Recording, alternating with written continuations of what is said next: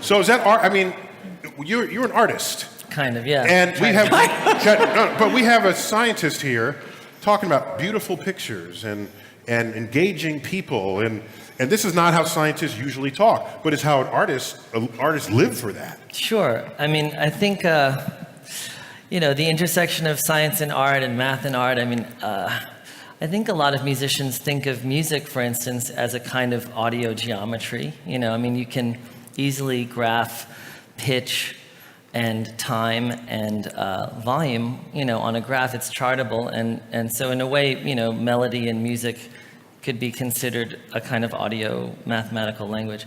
There's actually this quote that I wanted to tell you. I don't know if you've heard it. It's kind of beautiful. Wait. That was way deeper than the time it took you to communicate that. Sorry.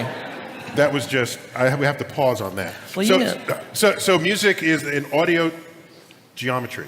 Well, yeah, there's this quote that's relevant to this. It's not, I wasn't on a tangent here, but this guy, James Joseph Sylvester, who is the tutor for Florence Nightingale, who invented nursing or modern nursing. Anyway, yeah, he's a good guy, or she's an amazing woman.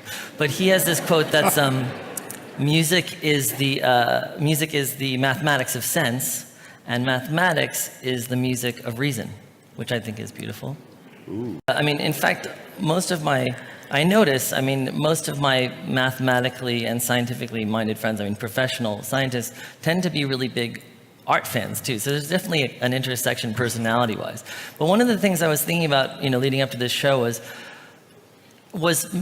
science and art actually the same kind of thing, in Babylonian, Sumerian, and Egyptian times? I mean, what I mean by that was there art for art's sake, or did it always have a function? I mean, hieroglyphs were telling stories and mythologies, and, being an architect to make a pyramid, you were a scientist, and astronomy and astrology were kind of the same thing because it was all part of religion. And I guess what I'm saying is I think science and art were, by definition, intersected until a period later on when they started to be totally separate. Because I feel like now what defines art from science or anything else is that art doesn't have a function. It doesn't have a purpose other than to be art. So art for art's sake. I mean, that's why it's not math or science. But I feel like, in Da Vinci's time, for instance, this is more like a question.